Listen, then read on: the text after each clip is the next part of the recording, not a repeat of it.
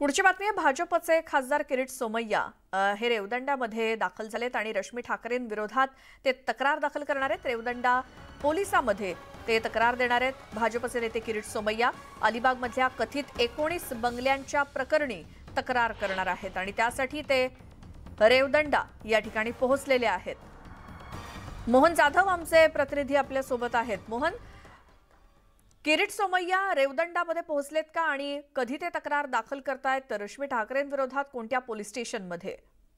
किरीट सोमय्या अलिबागमध्ये येऊन आता रेवदंडा पोलीस स्टेशनमध्ये दाखल झालेले आहेत आणि त्यांच्यासोबत वकील पण आहेत आणि डॉक्युमेंट्स ते घेऊन आलेले आहेत की 19 बंगले गेले कुठे, त्यांचे कर भरतात पण बंगले गेले कुठे, म्हणून रश्मी ठाकरेंच्या विरोधात आज तक्रार दाखल करण्यात येणार आहे।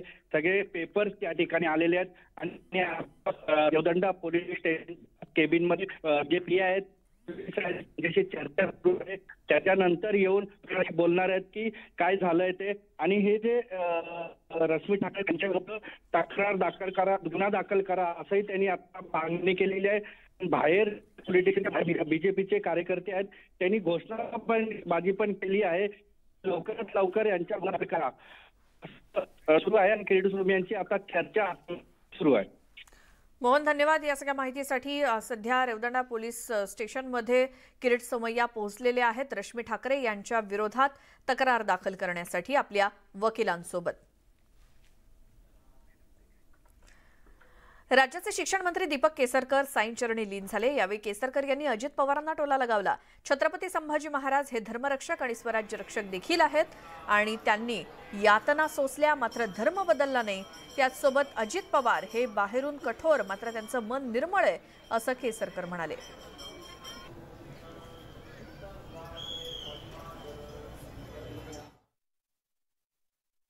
केवळ महाराष्ट्राच्या जनतेसमोर नाही तर प्रत्येक शिवसैनिकाच्या समोर हे सत्य बाहेर पडेल की ज्यांनी बाळासाहेबांच्या विचाराचा लढा लढवला ती लोक अशी सहजासहजी सोडून जात नाही।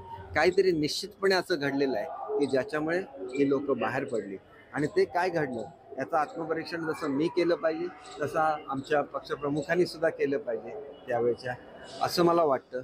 आणि तसं झालं तर मग शिवसेना एक संघ व्हायला वेळ लागणार की अजितदादा काहीही बोलले तरी अजितदादांचं मन निर्मळ आहे याची मला खात्री। मी अजितदादांच्या बरोबर काम केलेलं आहे। बोलताना फटकळ बोलतील परंतु मनापासून एक विरोधी पक्षनेता कसा असावा तसं आम्हाला मुख्यमंत्री उपमुख्यमंत्री महोदयांचा अभिमान आहे, तसं आमच्या विरोधी पक्षनेत्याचा सुद्धा आहे। मागील सरकार हे महावसुली सरकार होतं असा आरोप महसूल मंत्री राधाकृष्ण विखे पाटलांनी केला। तसंच हिंदू धर्म आणि स्वधर्मासाठी छत्रपती संभाजी महाराजांनी बलिदान दिलं। महाराजांबद्दल वक्तव्य करणाऱ्या अजित पवारांनी राज्यातल्या जनतेची माफी मागावी अशी मागणी विखे पाटलांनी केली। भ्रष्टाचार भ्रष्टाचार आणि भ्रष्टाचार असं हे महाविकास आघाडी सरकार म्हणजे महावसुली सरकार होतं आणि त्यामुळे सत्ता गेल्याचं वैफल्य प्रचंड त्यांना एवढं होतं की त्यांना चांगले निर्णय सुद्धा ऐकून घेण्याची क्षमता त्यांच्यामध्ये शिल्लक राहिली नाही। जे वक्तव्य अजितदादांनी संभाजी महाराजांच्या संदर्भात केलं किंवा अन्य सभागृहाच्या कामकाजामध्ये विरोधी पक्ष म्हणून राज्यातल्या महाराष्ट्राच्या 10 कोटी जनतेच्या भावना ज्या प्रतिबिंबित व्हायला पाहिजे विरोधी पक्षाकडून सुद्धा, मला वाटतं त्यांनी स्वतःच हासू करून घेतलं। खऱ्या अर्थानं राष्ट्रधर्म, स्वधर्म आणि हिंदू धर्माच्या रक्षणासाठी त्यांनी खरं आपलं बलिदान दिलं। मला वाटतं अजित पवार हे जाणीवपूर्वक आज जनतेची दिशाभूल करताना दिसत आहेत, पण ते विसरलेत की छत्रपती संभाजी महाराज हे